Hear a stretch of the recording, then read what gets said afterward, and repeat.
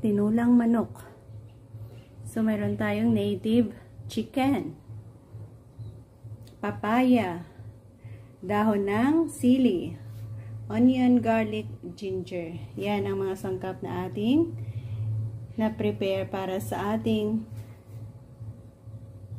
tinulang manok.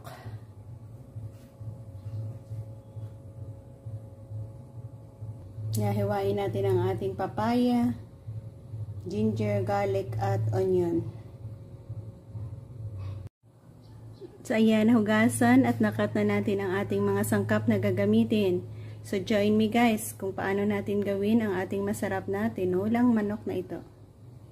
Yan, mag-isa tayo. Konting mantika.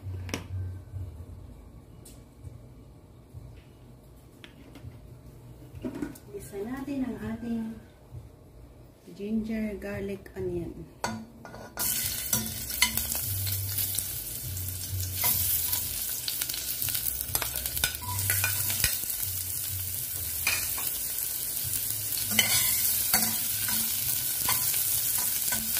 Next, ang ating native na chicken.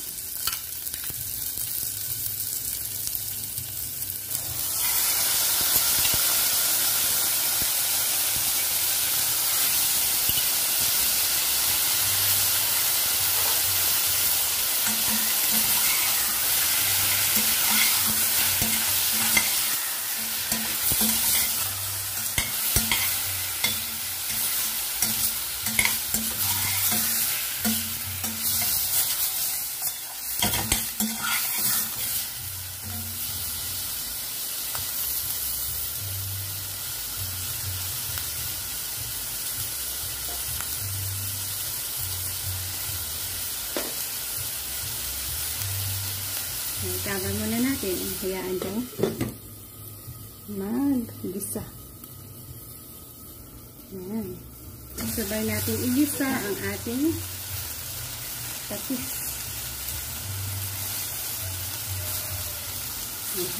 Patis ang ating ginamit dyan. Ito na siguro naging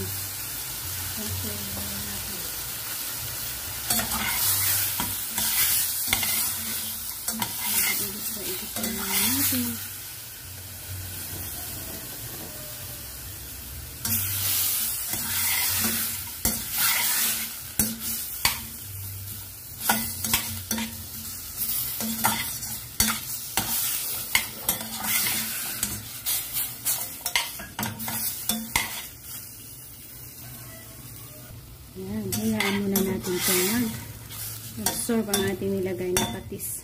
Cover.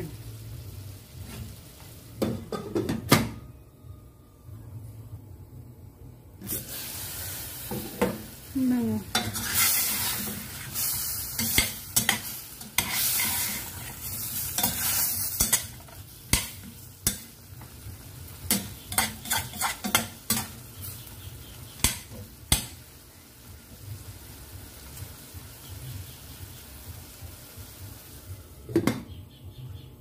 Yan, nasilip natin ulit ang bango.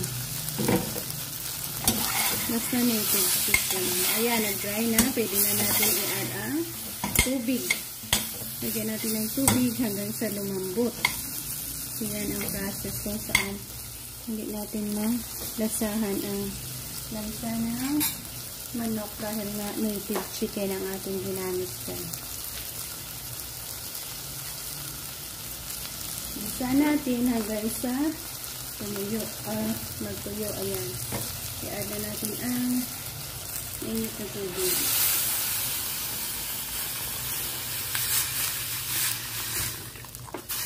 At hayaan natin dyan kumulo hanggang sa lumambot.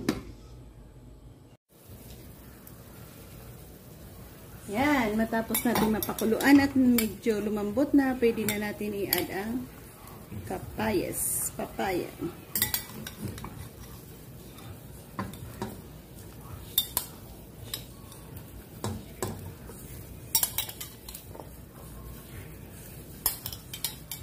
Yan, palambutin natin yun dyan.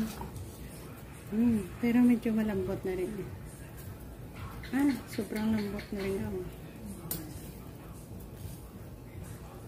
Yan. Cover. Mag-add tayo ng konting asin. Konting asin lang dahil sa nalagyan natin kanina ng patis.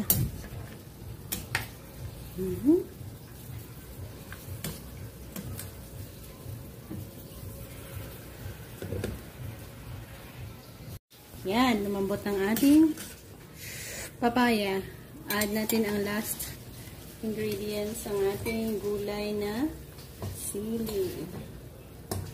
Yan.